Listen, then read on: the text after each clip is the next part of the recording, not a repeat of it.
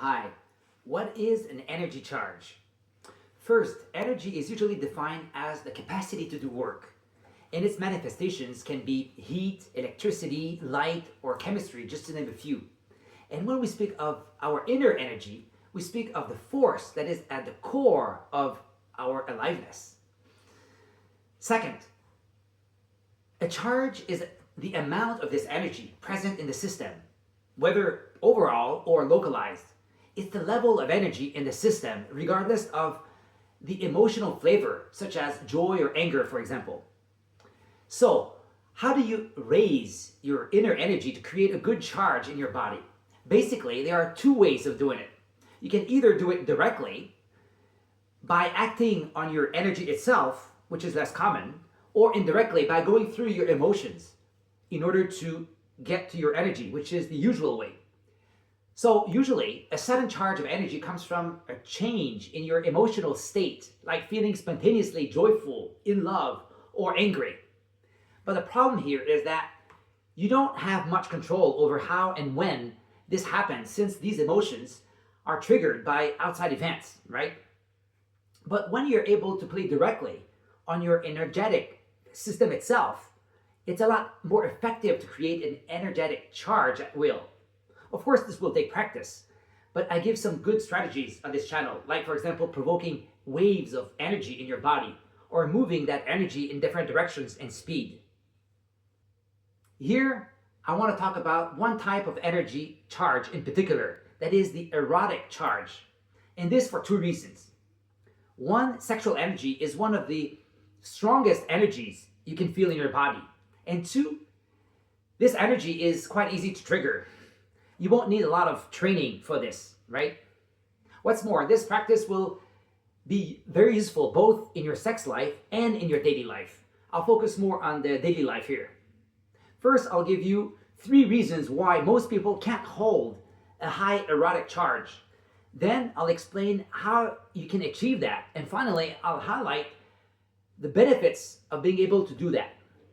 The first reason why you can't accumulate sexual energy is that more often than not, this energy makes you uncomfortable. You probably have mental and energetic blocks in your body due to the guilt and shame often associated with this energy. And the most common response in this case is the rejection or repression of your sexual energy, most likely done unconsciously. For more information about this phenomenon, please check out the video I made on this topic.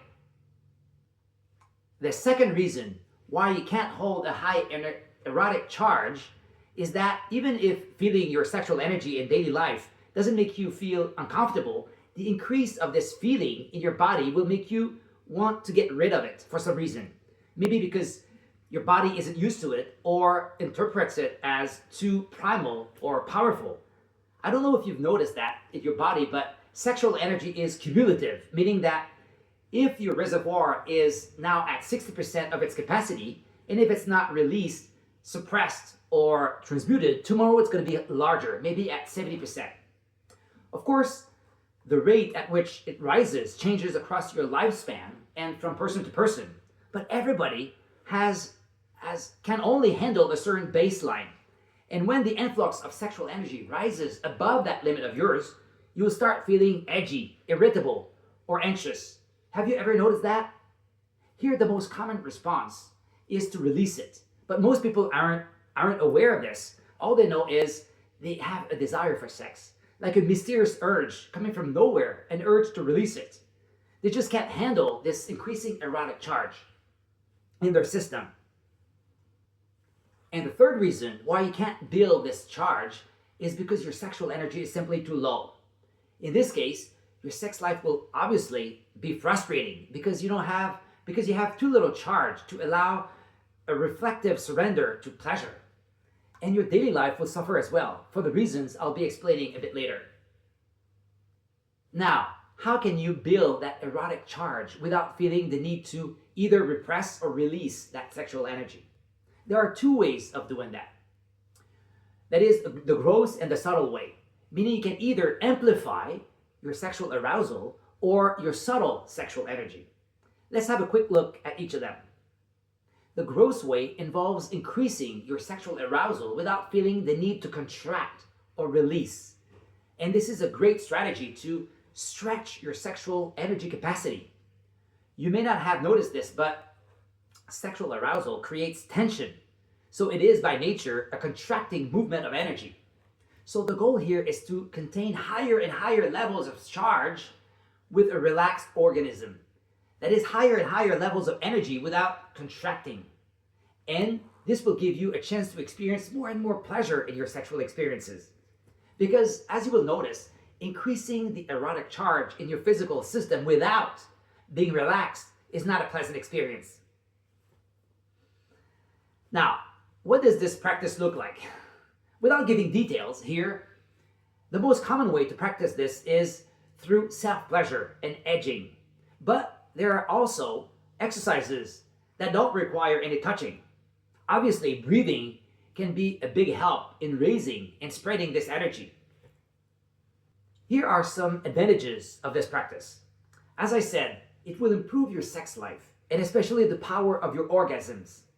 It will also help you to clear sexual energy blocks you have in your body. And finally, it will make you embrace and enjoy your high libido without always feeling the need to find an outlet for it.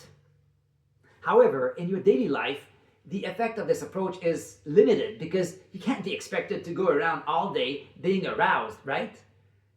You would have a hard time just having a normal conversation. Now, let's talk about the second approach, the building of a high erotic charge, which is the subtle way. First, you need to understand that sexual energy is not the same as sexual desire or arousal. If this is not clear to you, please check out my videos on the topic. The goal of this approach is to become sensitive to the warm, glowing, and tingling sensations of sexual energy within you, and to cultivate and grow it. And believe it or not, but after you learn to isolate it from your sexual desire, you can elicit your sexual energy at will, which is pretty cool, right? You may think the word charge is not the right way to describe the subtle energy in your body, but let me correct you. When you feel that pleasant energy flowing within your body, you're simply not the same person energetically, because unlike sexual desire or arousal, pure sexual energy has an expansive movement to it, and you can easily carry it in your daily life. I've got a lot to say about this special energy, so again, check out my other videos for more details on it. Now, our last point, why is holding a high erotic charge good for you? I'll just give you the main reason here. It's about increasing the level of your inner energy. First, when you have sex, and second, in your daily life. You know, your erotic charge has little to do with the number of times you make love, but rather with the intensity you can feel pleasure while doing so.